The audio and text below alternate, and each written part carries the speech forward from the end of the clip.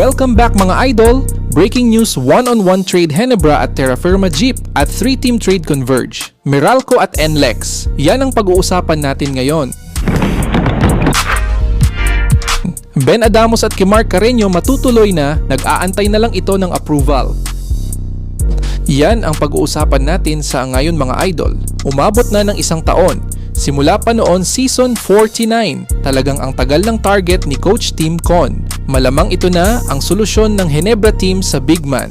Simulat na wala sa kanila sina Christian Standhardinger at Greg Slaughter. At malamang ito ang pinakamagandang move na ginawa ng Ginebra management ngayon mga idol. Lalo nang ngayon conference ay malahigante ang mga import at undersized lang ang kanilang import na si kabayan Justin Brownlee kumpara sa mga higanting import sa ibang team. Si Mark ay may height na 6'8" na talagang magiging isa sa maging sentro ng Ginebra San Miguel. Si Carreño ay drafted noong 2023 in 13th pick overall ng Terra Firma Jeep, isa sa mga produkto ng San Beda Red Lions na naging parte sa dalawang kampyonato ng San Beda Red Lions noong 2007-10 at 2018. Ang kagandahan ni Mark ay natural center at kilalang defensive specialist at kilala sa kanyang shot blocking skills at naging isa sa PBA All-Defensive Team noong 2024, PBA All-Rookie Team noong sa kaparehas na taon. Magandang addition ito katuwang kina Troy Rosario, Norbert Torres at Japeth Aguilar mga idol. Bagamat mga idol, galing pa ito sa ACL injury, hindi pa fully recovered. Talagang sulit ang paghihintay ng mga kabarangay. Pagdating naman sa opensa mga idol, talagang maasahan ito ni Coach Tim Con. Magaling ito sa mga postihan at mataas ang kanyang shooting percentage.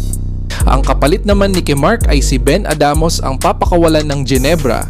Hindi lang ito masyadong nabibigyan ng playing time ni Coach Tim Con. Siguro hindi niya na-meet ang expectations ng veteranong coach bilang isang veteranong big man.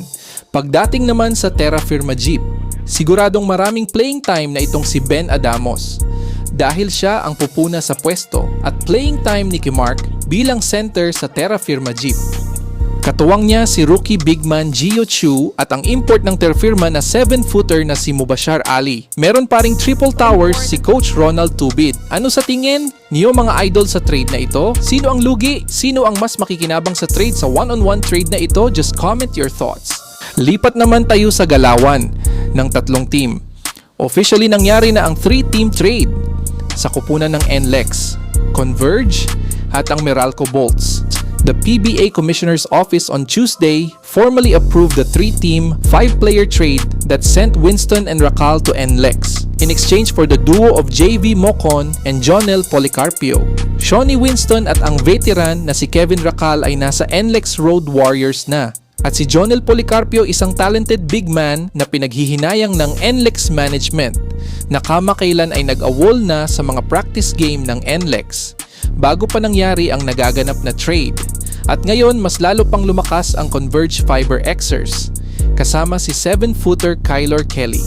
At ang Meralco Bolts now welcome JV Mocon kapalit kay sophomore guard Kurt Rayson and a future second round pick.